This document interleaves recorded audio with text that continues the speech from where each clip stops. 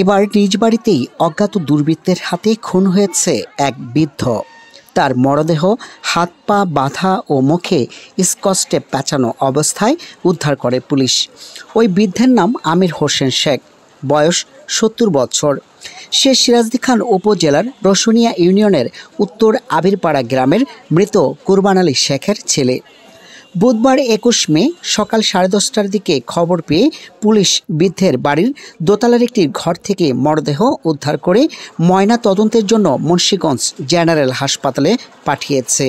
Police ও স্বজনরা জানান, নিহত আমির হোসেন শেখের ৪ মেয়ে। তাদের মধ্যে একজন প্রবাসে থাকেন, বাকি ৩ জন ঢাকায় বসবাস করেন।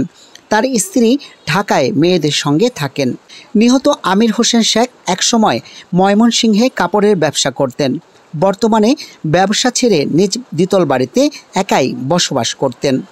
নিহত আমির হোসেন শেখ ওই এলাকার শিকদার পরিবারে বিয়ে করেছেন। মৃত জনাব আলী শিকদারের বোনের জামাই সে। নিজ বাড়িতে অন্য ফ্ল্যাটগুলো ভাড়া দিয়েছেন। অন্য ফ্ল্যাটের ভাড়াটিয়া পুলিশ লাশ উদ্ধারের সময় বাড়িতে ছিলেন। নিহতের পাশের ফ্ল্যাটের ভাড়াটিয়া পরিবারের কোনো সদস্যকেই সেখানে উপস্থিত পাওয়া যায়নি। ভাড়াটিয়ার ব্যবহৃত মোবাইল ফোনটিও বন্ধ পাওয়া গেছে। সিরাজদি খান থানার ভারপ্রাপ্ত কর্মকর্তা ওসি শাহেদ আল মামুন, পুলিশ পরিদর্শক তদন্ত হাবিবুর রহমান ঘটনাস্থল পরিদর্শন করেন। ওসি ঘটনার সত্যতা নিশ্চিত করে বলেন, নিহতের মরদেহ উদ্ধার করে ময়নাতদন্তের জন্য মুন্সিগঞ্জ জেনারেল হাসপাতালে পাঠানো হয়েছে।